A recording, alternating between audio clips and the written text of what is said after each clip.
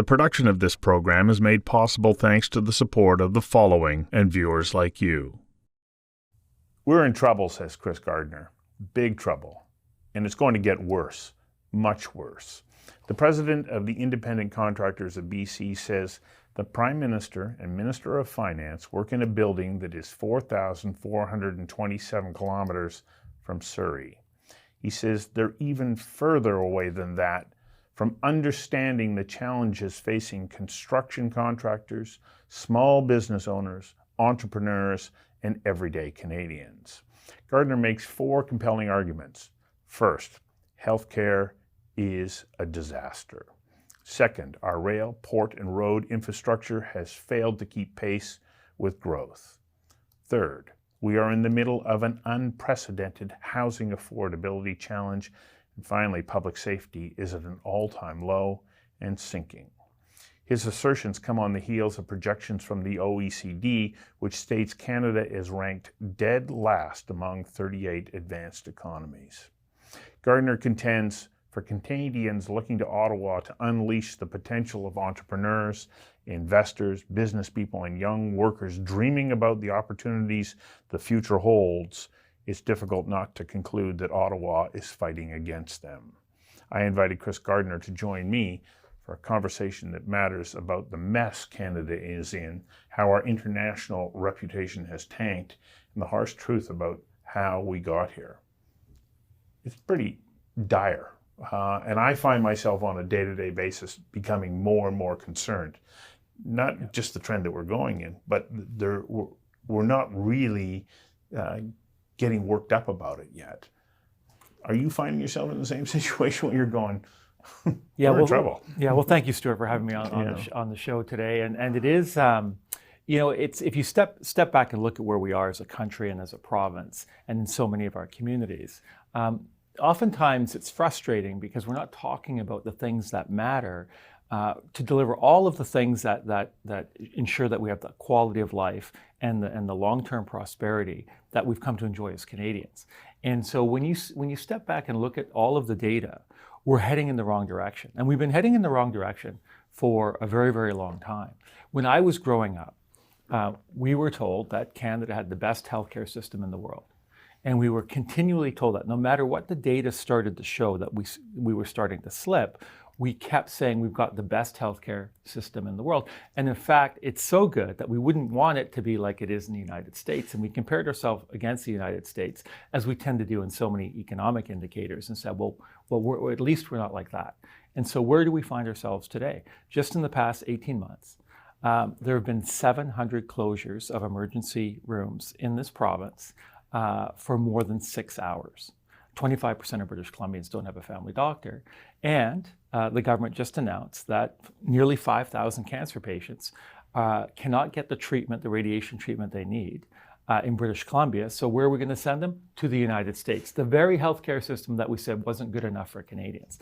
So the frustrating part is we see all the data, we're experiencing that, we're living that. British Columbians are living this every single day. But for some reason, if we talk about let's talk about reforming the healthcare system, making it better, making it more efficient. It's very difficult to have that discussion because so many activists and vested interests shut down that conversation right away. And I would say this, if you are in another jurisdiction in this world, you're not looking to British Columbia and Canada and saying, hey, we want more of what they have in healthcare. It's not happening. Well, just take a look at the fact that the provincial government went after Dr. Brian Day and said, no, you can't do this.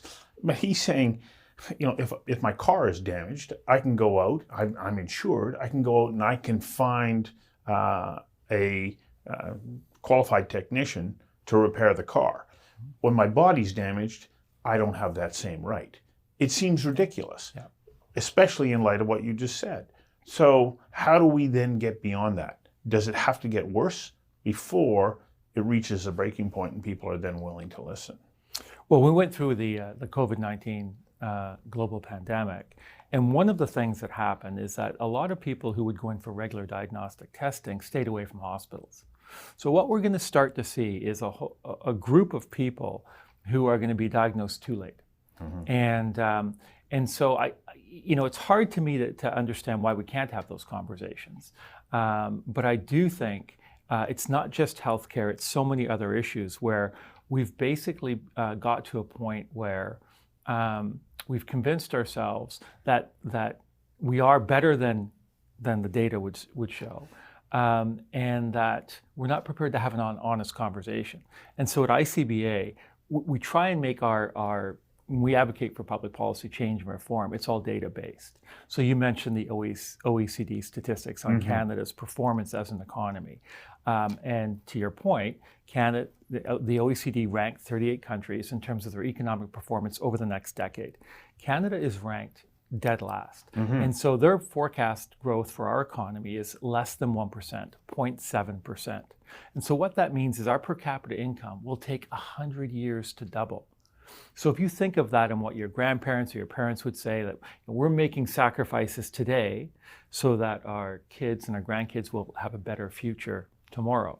The challenge is now the lag between improving incomes and lifestyle is becoming longer and longer. And so it's going to take 4 generations for per capita incomes to double. So we can't make that promise anymore. Right. And then when you look at other economic statistics on where we are, we continue to slip. So let's take per capita GDP income, or basically average income of British Columbians. If you rank that against the 50 US states, what you'll find is that British Columbia ranks number 46. Like, we're right up there with Alabama, You mean Tennessee, right down there with Alabama. and Mississippi. These are not economic powerhouses. We continue to slip. And so whether it's healthcare or our economy, we've got to be able to change the conversation and basically say, listen, we need to have a strong economy. We need to encourage investment. We need to remove red tape and regulations. We need to talk about building companies and being proud of their success.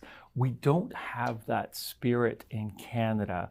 If a Canadian company reports a profit, you'll see activists say, well, it's a terrible thing. They're charging too much for their services. We should be taxing them more. Right. And so I think about that and say, well, would they be happier if Canadian companies reported losses? Is that a better situation for us to be in, where Canadian companies are performing poorly? We should want Canadian companies to be successful, earn profits, so they can pay higher wages, they can invest in their people, they can upskill their people, and that other people outside of Canada say, listen, I want to be investing in Canada, because Canada is the place where you can go and make investments, grow your companies, and become globally competitive. That's the kind of economy that we need. The production of this program is made possible thanks to the support of the following and viewers like you. But do you feel that Canada has advertised that we're not open for business and the world is listening? And I take a look at the number of applications that are before the National Energy Board right now. Nobody's lining up. If you look at Canada's investment profile, outbound investment has exceeded inbound investment every single year since 2014. So we're heading in the wrong direction. So more capital is leaving Canada than coming into Canada. That's not a good sign. And then if you look at the time it takes to approve major infrastructure projects, the World Bank ranks Canada number 64 in the world in the length of time it takes to approve a construction project. We're in the middle of an affordability crisis. We're in an era where the Federation of Canadian Municipalities reports that 40% of our roads, bridges, our infrastructure is either in fair, poor, or very poor condition. We need to be investing in building more housing and improving our infrastructure.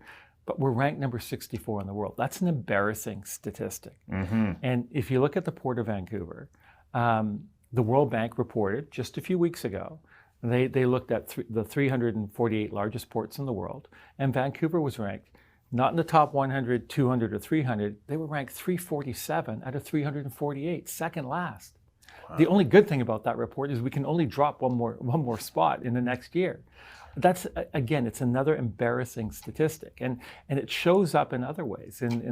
As we came out of COVID-19, we had historic floods in British Columbia in the fall of 2021. The Port of Vancouver, the largest port in the country, 25% of our goods are flowing through that port.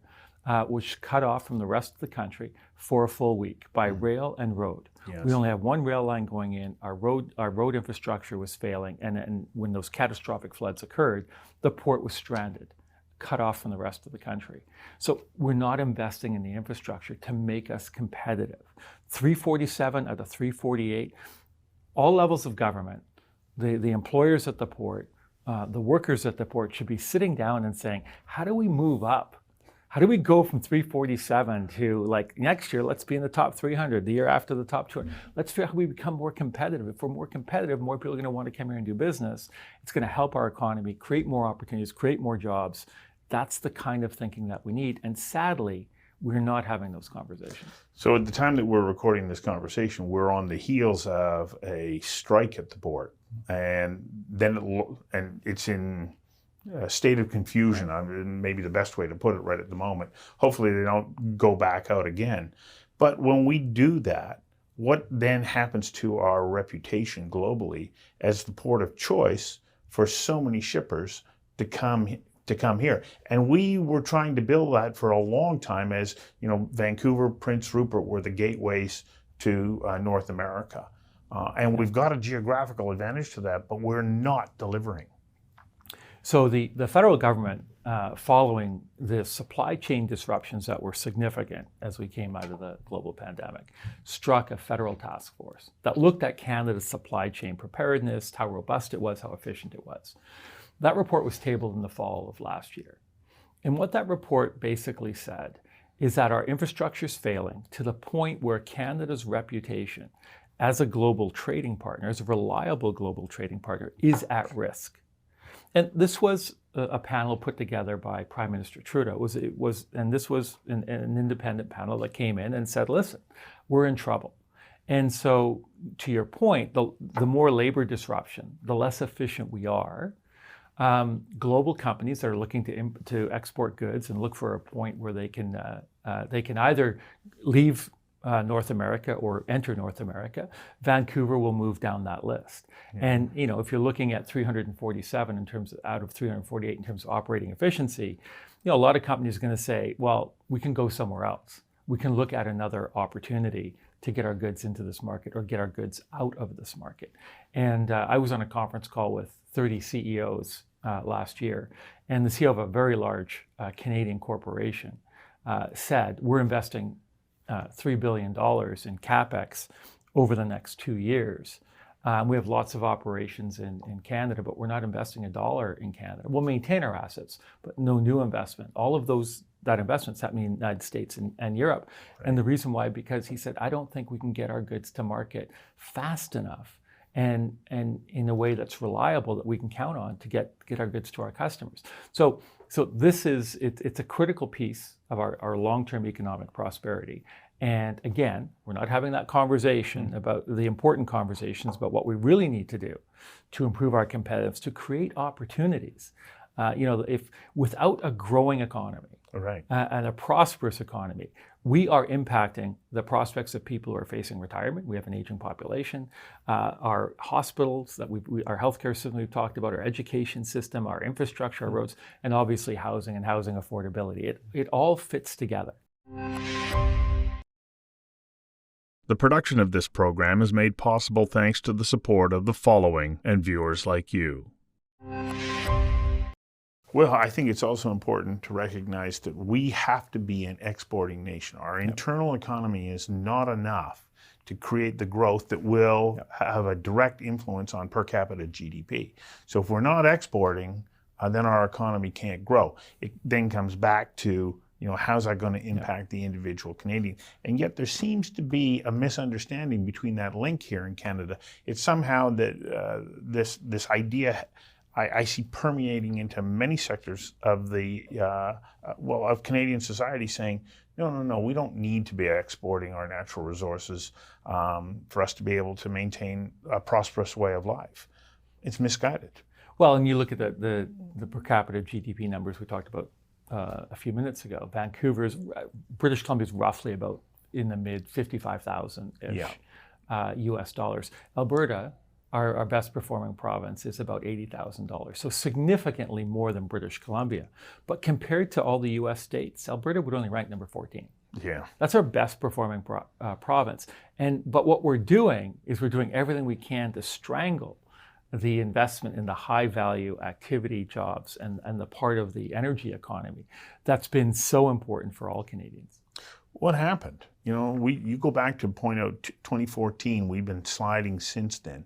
What has happened to the Canadian mindset that we say, yeah, we're going to let infrastructure slide, we're going to turn away investment, we're going to be looking at policies that see a dramatic increase in the portion of or the number of people who are in the public service and consultants to the public service, but we're not building the entrepreneurial and business economy. If you look at in the 5-year period from 2017 to 2022, Canada hired 73,000 more federal civil servants. That was as much, slightly more, than the entire US federal government. And they have an economy 10 times as large. We've been hiring government workers at a torrid pace. And if you look at from mid-2020 to mid-2022, that 2-year period, 87% of all new jobs in Canada were government jobs. And so we've got to a point where things are upside down. And if you look at the Wall Street Journal recently wrote an article and an op-ed and basically said, is Canada really a G7 nation? And so what's happening to Canada is that we are slipping so far, so fast, that other nations are looking at us and saying, well, Canada's not pulling its weight. And so we are facing, I think, very significant challenges. And if you look at housing affordability, in 1972, we had a population of about 22 million people. Right. And we built about 230,000 new homes in 1972. 50 years later, in 2022, with a population that was just touching 40 million, we built fewer homes. We built about 220,000 new homes. And so in that 50-year period, we have been able to put onto the market every single year about 200 plus or minus 30, 40,000 new homes every single year. And the World Bank comes out, CMHC comes out and says, well, if we're going to meet the demand for housing between now and 2030, we're going to be building something closer to 800,000 new homes a year. That is an impossible goal given the way we approach housing today. Well, and let's also make sure that we recognize that our immigration policies now are to let a significant number of more people come to Canada. And we're not saying we don't want to invite people to come here and be part of this, but if we can't supply them with the housing affordability, infrastructure and opportunity, or access to the kinds of employment that will allow them to thrive here, what are we doing? What are we creating when we have that kind of mix? Yeah, this is a fascinating topic, because if you think of what happened in British Columbia last year, for the first time ever, more people died than were born. In 2022 in British Columbia. So more people died than were born. So and we have an aging population. So we're going over a demographic cliff. So we need more people. So the good news is the federal government's recognized that and is encouraging immigration. Now we're taking in about 500,000 new people this year, and next year another 500,000, and then another 500,000 the year after. So now where are we falling down? What we're falling down on is there is very little serious, meaningful collaboration between the federal government, the province, and local governments to set the conditions for their success. Because those 500,000 people coming in this year are going to need places to live. They're going to primarily be traveling by public transit. And if they're going to be buying cars and driving cars, we're going to need better road infrastructure. Schools, we're going to need to address that, and our healthcare system. It all has to work there, but no one's talking to each other. And then credentials recognition.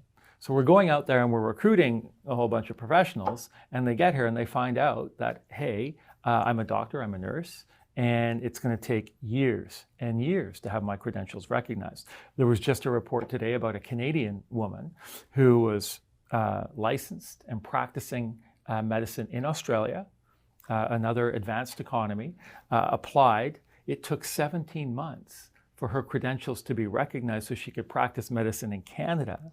And it was only... But she's a citizen of this country. Yes, she's a Canadian. Yeah. And the only reason why it took 17 months and not 24 months or 36 months was because it ended up on the front page of the newspaper. We do a very, very poor job of recognizing the talent and skills of people who are coming to this country and integrating into our economy in an efficient and effective way. We just simply take too long. The production of this program is made possible thanks to the support of the following and viewers like you. So what you're talking about is the quality of thinking behind a comprehensive legislative slate of policies that can change this. Is that a reflection of the quality of people that we're attracting to public service because it's such a toxic environment? Well, I think what we're saying, what I think governments are saying effectively, unfortunately, is that a government job is better than a private sector job. And because that's the message that Canadians are getting from all levels of government. And because we don't talk about entrepreneurship. We don't celebrate success in our business community. We don't talk to the young people who've started the new enterprise in their community, and it's a coffee shop or it's a new technology company, and we're excited about that. It's a construction company, a contractor, someone who learned a trade and learned a skill and has now started a company that's growing. We don't celebrate that success. In fact, we demean it. And so I think when you get, we've hired, if you think that we've hired 73,000 new federal civil servants to the 5-year period ending in last year, but we can't process passports on time. Like, what hope do we have of crafting innovative, meaningful policies that are going to impact housing affordability, our healthcare system, build more schools on time at a price that taxpayers can afford? Is there a solution, or are you finding yourself becoming more and more concerned and saying, I don't know, and therefore starting to worry about the generation that's going to follow behind us?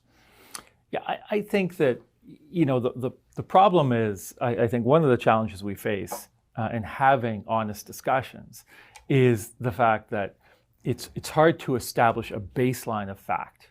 How are we really performing? And then getting everyone to say, yes, we're here and it's not in a good spot. And based on that, let's now talk about the suite of solutions. Because we're so polarized and becoming increasingly polarized that we can't establish the playing field. Like, where are we? And so you'll have politicians who will say, and I'm sure they believe it, that we're performing at the top of the, compared to other countries, our economy is stronger than it ever has been, and people are investing in Canada. I was at a BC Chamber of Commerce conference, and elected officials stood up and said that international investors are looking to Canada because of the healthcare system. And I don't know what province you live in or what country you live in, because I don't think that's Canada or British Columbia. So we can't even agree on what the foundation is. And then, because once you know what the foundation is, then you can start saying, well, we want to be here. In 5 years, we want to be this, or we want to be that. But without being able to agree on what the challenges are and where we really are positioned as a nation, it's hard to have those conversations. Okay, you're scaring me, because it suggests to me that we have to have our backs pressed even further against the wall before we're going to be honest with ourselves and say, these are the things that we need to do to turn it around. Take a look at Greece being an example. They were defaulting. Their economy was unraveling. Yet here we are in 2023, and Greece is starting to perform again. Like, there has been a change, but it took tremendous amount of pain for an awful lot of people before there was an acceptance of a shift of ideas. Are we on a collision course with that same kind of path? Yes, I think we are. Because just think about the what we talked about a few minutes ago, that we're sending nearly 5,000 cancer patients to clinics in the United States to get radiation because we don't have the facilities to treat them here. Yeah. That announcement came out. It's shocking. That's a quarter of all the patients in British Columbia who need radiation treatment. The fact that we had 700 emergency rooms closed for more than 6 hours over the past 18 months in this province is what happens to folks who need medical care. And you drive up to the hospital, emergency rooms closed because there aren't adequate medical staff to service the emergency room. Like, our system is collapsing around us. And the fact that we're not sort of all hands on deck, whether it's our healthcare system, issues related to public safety, or affordability. So affordability is, like, every single objective observer will say the very same thing. It's about supply. But we've got more rules and regulations than we ever have been. The cost that government adds on to the cost of home to build a home is enormous and bordering on the ridiculous. And we won't accept density. So as soon as a new project is proposed in a neighborhood, I went and spoke to in front of Vancouver Development Permit Board, Vancouver City Hall, a few weeks ago. There had been a project that was 110 housing units proposed in Chinatown. It's an empty parking lot. It's been an empty parking lot for 10 years. And there were 60 of us who were registered to speak, and only 4 of us were speaking in favor of the project. The other 56, many of them housing advocates, and I've never seen so many housing advocates come out to speak against housing. And it's distressing. To think that we're in the middle of an affordability crisis. You've got a company that wants to make an investment, build 110 homes. Not that that's going to solve the problem in and of itself, but the fact that it's taken 10 years to get that project approved says something about our system. It's not working. It's not working for the average Canadian, the average British Columbian who's trying to raise a family, pay down a mortgage, maybe get into the housing market, or maybe their family's growing, they need a larger home. None of this is working for them.